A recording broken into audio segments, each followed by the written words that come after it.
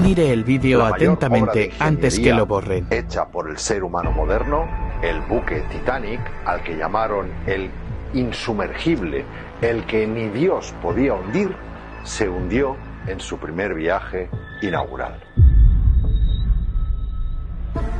Y como siempre, la historia la conocemos por las películas. En este caso, muchas y muy taquilleras, quedando todo en una simple y romántica historia de amor. Pero algo no cuadra en esta historia, y es pura física. La versión oficial dice que el Titanic rozó, que no chocó, contra un iceberg, que le produjo al pasar una brecha en el casco de 120 metros de largo. Pero el hielo submarino de un iceberg jamás puede producir una grieta así en un casco de acero de doble plancha de 2,5 centímetros.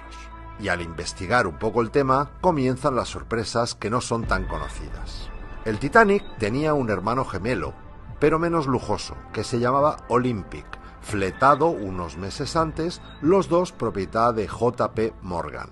El Olympic, ya funcionando y capitaneado por el mismo capitán Smith, que sería después el capitán del Titanic, tuvo un duro accidente con un buque de guerra inglés, lo que le causó daños estructurales graves e irreparables que lo convertían casi en producto de desguace.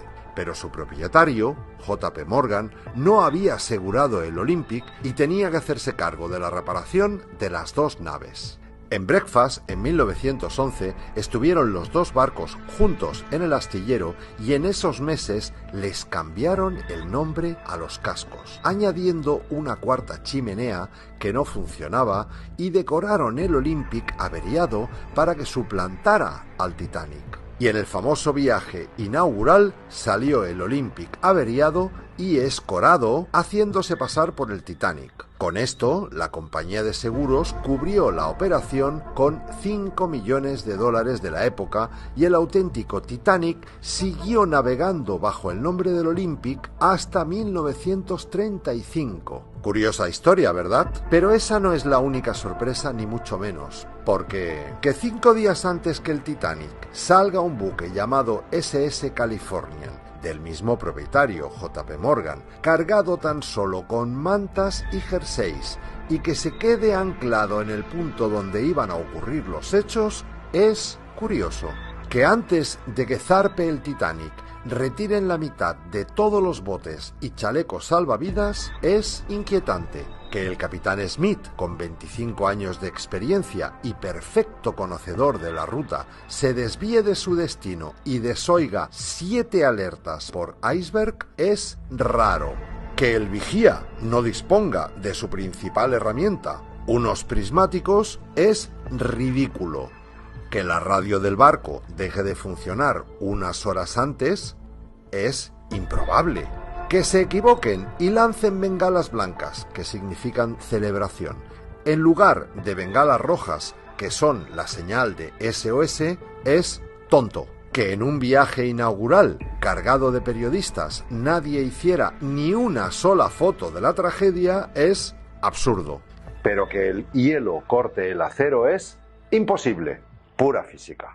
Y bueno, pensaremos, ¿todo este montaje para hacer una trampa a la compañía de seguros? No, desde luego. Lo que aquí se estaba jugando era la creación de la Reserva Federal, donde la mitad de los grandes hombres de negocios del momento, como las familias Rockefeller, Rothschild, Morgan, etc., estaban a su favor. Pero la otra mitad, las familias Aston, Guggenheim y Strauss, lo veían como una auténtica locura.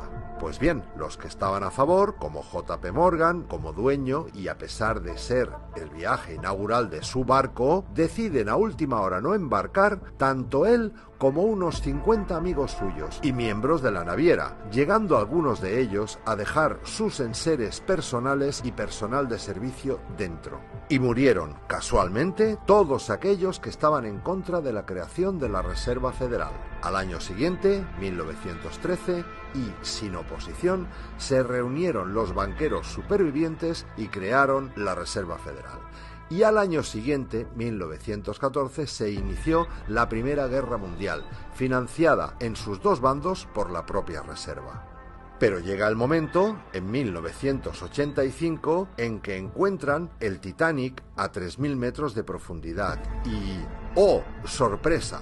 Resulta que no tiene ninguna brecha de 120 metros, sino que tiene varios agujeros de entre 1 y 50 centímetros producidos al parecer por varias explosiones que se produjeron desde dentro hacia afuera, y en las hélices el nombre de Olympic. La sorpresa final nos la llevamos cuando existe un libro, además llamado Titán, de Morgan Robertson, describiendo al milímetro lo ocurrido en el Titanic, pero escrito 14 años antes.